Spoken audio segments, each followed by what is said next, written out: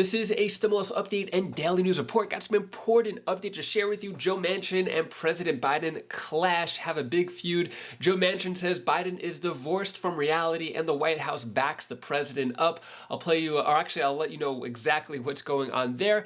New jobs report came out with the economy not looking the best. Despite that, President Biden touts economic growth. I'll play you his video clip. New $700 checks are going out next month, and I'll give you some other important updates as well. Hope you're having a wonderful weekend. If you appreciate the fact-based, fast-paced updates, hit the like button down below and subscribe to the channel for more daily, straight-to-the-point updates on matters that financially matter to you. And I'm giving out $200 checks in just a couple days. Details how you can sign up for that down in the description below. And I have an update with my ankle. Not looking good. So after the MRI, they said I have a cracked bone and 2 torn ligaments, which means I'm gonna have to get surgery, which means I am not going to be able to walk until January, which is kind of crazy to think about. But yeah, anyways, that's the update. I'll talk more about that later on in the video. So let's get into it here. October job growth could be slowest in nearly 2 years, but unemployment remains extremely low. So the economy is expected to have added a solid 205,000 jobs in October, as unemployment remained a low of 3.5% according to Dow Jones. The job gains would be the smallest since December of 2020, but economists say the report is unlikely to hold much sway over the Federal Reserve, which has been trying to cool the labor market with higher interest rates. So job growth not looking the best there. Let's get into this. Manchin calls for a deal on Social Security, Medicare, Medicaid, and new Congress. So of all people, it's actually surprising to hear this.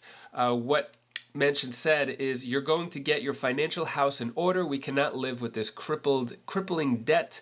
And if we don't look at the trust funds that are going to bankrupt, whether they are Medicare, Medicaid, Social Security, Highway, all the ones, there are tremendous problems right now. So if we can't come to grips of how we face financial challenge that this country has, then we're all going to be paying a price that we can't afford. So yeah, we'll see what happens with that, with Medicare, Medicaid, this deal. I'm not sure what is going to happen. I'll keep you updated. Speaking of Joe Manchin, so Manchin unloads on Biden and calls him divorced from reality just days before the midterms. So this is pretty big. So what Joe Manchin said here is, President Biden's comments are not only outrageous and divorced from reality, they ignore the severe economic pain the American people are feeling because of rising energy costs. Comments like these are the reason the American people are losing trust in President Biden, and instead believes he does not understand the need to have an all-in energy policy that would keep our nation totally energy dependent and secure. It seems his position change depending on the audience and politics of the day. Politicizing our nation's energy policies would only bring higher prices and more pain for the American people. So this comes right after President Biden started talking about how he wanted to get rid of fossil fuels and coal. Meanwhile, Joe Manchin owns a coal plant in West Virginia, which supposedly makes him or his family $500,000 a year. So that's kind of like, a big deal for Manchin. What was the response from President Biden? Well, President Biden did not respond to that, but the White House says Biden's coal comments have been twisted after Manchin criticism. So the White House press secretary said, the president's remarks yesterday have been twisted to suggest meaning that was not intended. He regrets it if anyone hearing these remarks took offense. Kind of like saying, I'm sorry you feel that way about what I said, but it was your choice to feel that way, kind of thing. Yeah, so really interesting here. What he said. Another thing that Joe Manchin said in rebuttal to that, being cavalier about the loss of coal jobs for men and women in West Virginia and across the country who literally put their lives on the line to help build and power this country is offensive and disgusting. As mentioned, this is just days before the midterm elections, showing the rift between Joe Manchin and Democrats and the White House. What do you think about this? Joe Manchin, is it okay? Not okay? I don't know. Let me know your thoughts on that. He might have some, a horse in the race, as the saying goes. And then also, Supreme Court again declines to block Biden's student loan relief plan. So this was the second time that it went to Supreme Court for student loan forgiveness of $10,000 to $20,000, that stimulus executive order, and it looks like it is going on. So for now, student loan forgiveness remains on hold from a separate challenge brought by 6 GOP-led states after an appeals court judge in the 8th Circuit granted the stay. So I guess this is not it. It's still on hold, so the Supreme Court declines again to block it, and I think there's going to be some more legal challenges ahead of the student loan forgiveness. So I think they were planning on having this before the midterm elections. It may or may not happen, but President Biden is optimistic. Biden says $16 million student debt relief applicants to be approved this week. So he said this as soon as this news came out. He basically said 16 million student debt relief applicants are going to be approved. Now, just because it's approved doesn't mean that the money's going to come. It looks like the White House is still doing all of the logistical work on the back end, and then once the money's approved, I'm sure these people will get the check. So it looks like you could still apply, you could still technically get approved, and once the executive order goes through, then I guess the money goes through some loophole, I guess. But anyways, here is President Biden talking about the economic growth of our country. I know we have a lot of leases out here in New Mexico for oil companies, and we haven't slowed them down at all. They should be drilling more than they're doing now. If they were drilling more, we'd have more relief at the pump. But the oil industry hasn't met their commitment to invest in America and support the American people. One by one, major oil companies reported their record profits this last quarter. Shell Oil, they deserve a hard return on their profit. Shell Oil made $9.5 billion in 90 days the last quarter. Well, guess what? And then that's twice what they made the third quarter of last year. Exxon's third quarter profits this quarter, $18.7 billion. That's more than they made in their 152-year history.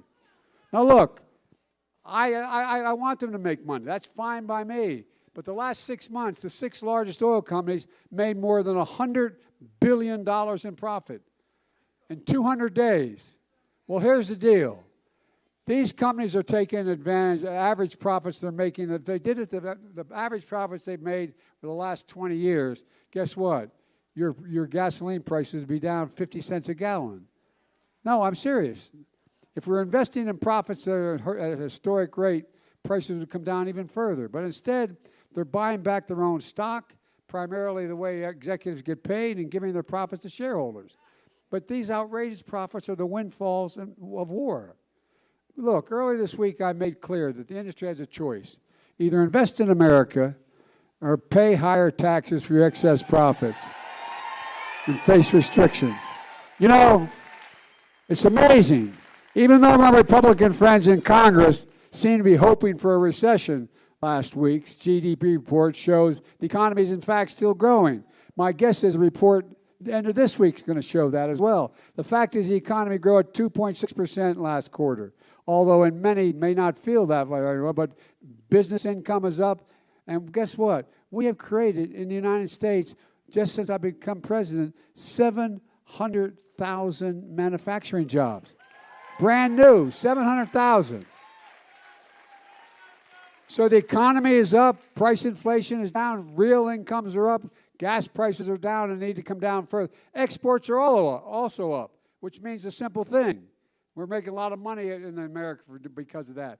Guess what? We're exporting products we made rather than jobs. No, I'm serious. That's why it's up. We're building it in America and exporting it overseas, not sending the jobs overseas to pay less and bringing it back home. What are your thoughts on President Biden? Do you share his optimism? Let me know it down in the comments below. So, more money. Americans to be paid up to $700 in rebates next month, but you must take these steps even if you miss the deadline. So, Yeah, the deadline to receive $700 rebate has passed in South Carolina, but there are certain steps you could take to grab the cash even if you missed it. So if you live in South Carolina, as do I, you had until November 1st to, I guess, update banking or address information to receive a direct payment up to $700. But I guess there is a way around it. You would just need to send information to, I guess, the Department of Revenue website, My Doorway.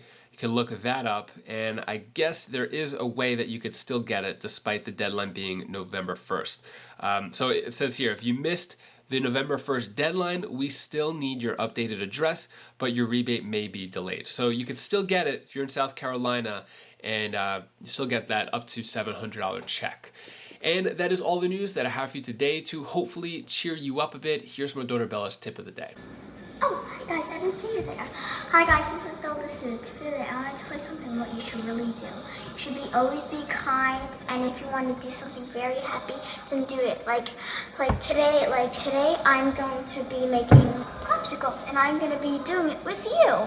So, what the first step is, get some milk. You can do cow milk or oat milk. Thank you so much for watching. Appreciate your support. So just want to give a couple of words about my ankle injury. So yeah, got the MRI, and the doctor said that I guess there's a cracked bone and 2 torn ligaments, one on each side of the ankle. And yeah, I think I'm gonna get surgery. Scheduled it late November is what they said, and then it's gonna be 6 weeks after that until I guess I could walk. Or sort of, or maybe even play, I don't know. We're gonna see what happens. I'll keep you updated, but I will be sitting a while, and yeah, and unfortunately I won't make it to nationals. That was probably the hardest thing. But I want to tell you a quick story of how I'm able to deal with this, because it's you know, it's not the best thing, but I figured out a way to get around it. So the first day I was really upset, but now I'm a little bit better about it. So this one story is about a African king living in Africa. He went hunting with his right-hand man, and they went into the jungle, and they were able to catch a wild boar, and just the two of them. So the king and his right-hand man were cutting up the boar, and by accident, the king cut his finger off. And he was really upset about it, so they went back to the kingdom, and everybody in the kingdom is like, oh, I'm so sorry that you lost your finger. This is the worst thing ever. I'm so sorry. Everyone from all over came up to him and, was giving him pity. But his right-hand man goes up to him afterwards and says, you know what? I know you lost your finger, but this could be the best thing that ever happened in your life. And the king was so upset and felt so disrespected. He's like, how dare you say that to me?